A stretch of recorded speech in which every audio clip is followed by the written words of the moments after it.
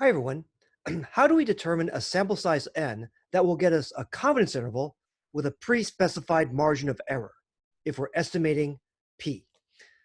Bottom line, you use this formula. And how do we arrive at this formula? Again, don't freak out about this. This was our formula for the margin of error.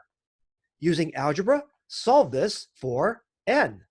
Solve this formula for n. If you use your algebra, you basically get n equals this inside here, and then round up as necessary to the next integer to be conservative.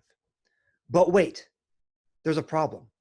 Just like before, we weren't sure how to get the value for sigma, so there might be different strategies.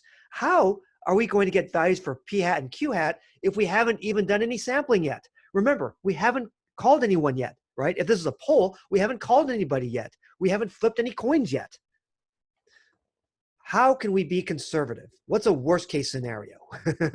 Well, it's a calculus problem, really. Imagine a rectangle with length p hat and width q hat. So the area is the product, p hat times q hat. These have to add up to 1. The sum is 1. It's a calculus problem. What are the values of p hat and q hat where the sum is 1 and you're maximizing the product, the area of this rectangle? It's the square that does that. It's when p hat and q hat are both 0.5. So in a worst case scenario, what's the largest that this product in here can be? 0.5 times 0.5 or 0.25? Obviously, you don't have to prove the calculus in my class, but bottom line, to be super safe and to be conservative, put a 0.25 there. You want to know an irony about polling? You need the biggest sample size. You have the greatest uncertainty, almost by definition, when political races are close, 50-50. If you have a landslide 70%, 30% race, for example, usually if a Republican is running in Utah, for example, then we have less spread. We don't need as much of a sample. But almost by definition, for close races, 50-50, you need higher sample sizes. All right, anyway, here's a formula for required sample size, where this is the positive critical value for this confidence level. Let's apply these ideas. And by the way, we need n big enough so we can apply normal approximations. Okay. Example 2, determining sample size little n. A presidential candidate would like to know the proportion of likely US voters. The whole issue of who's a likely voter, that's a whole other issue. That's for your political science professor, who intend to vote for the candidate. How many likely US voters should we poll? What should little n be, the sample size? We're assuming independence because of the sampling rule. There's so many likely US voters, we can assume independence for practical purposes.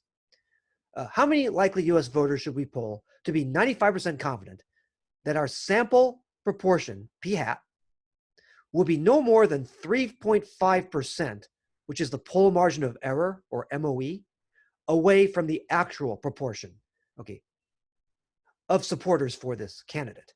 And we're going to use a conservative estimate. So when in doubt, play it safe. Err on the high side. Err on raising the value of n within reason. Okay, and interpret the result. And we're going to need these hints from the z distribution, or you can get these from tables or Excel. Okay. By the way, this poll margin of error, you should convert to decimal. 3% is what as a decimal? 3% is 0.03, so 3.5% will be 0.035. You have to convert this to a decimal. Okay, got to convert to a decimal.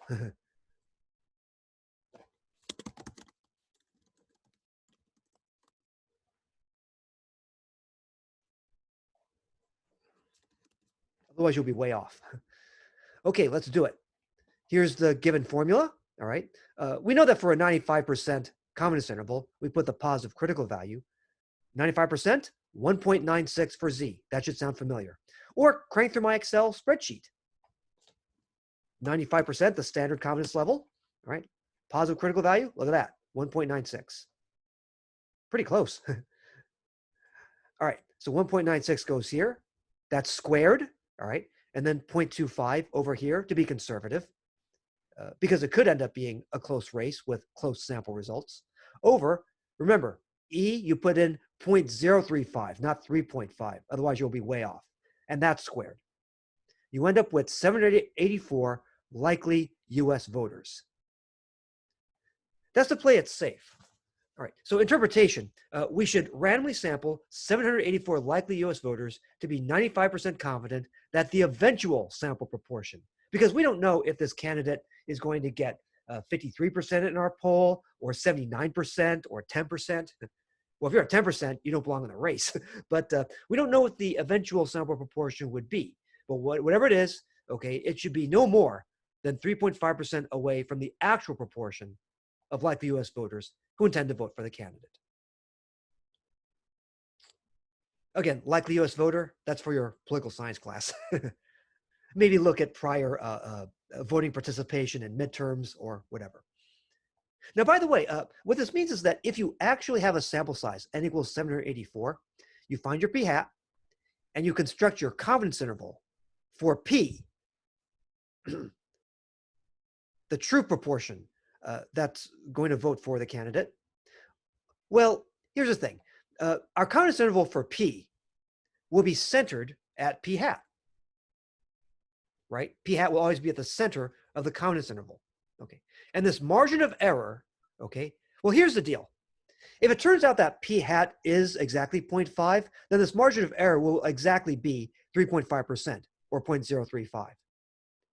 If, however, p hat is away from 0.5, then actually the margin of error will be smaller.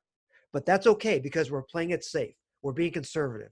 That means that we're providing the candidate with an even more precise confidence interval than was required of us. But we just say that 3.5% is the poll margin of error because in a worst case scenario, statistics-wise, if it's a 50-50 race, then 3.5% or 0.035 is the biggest the margin of error would be in our interval. In practice, it could end up being less, especially if it's a blowout, if it's like a 70-30 race. And our sample shows that. Okay, next up, confidence intervals for variance and standard deviation. Next.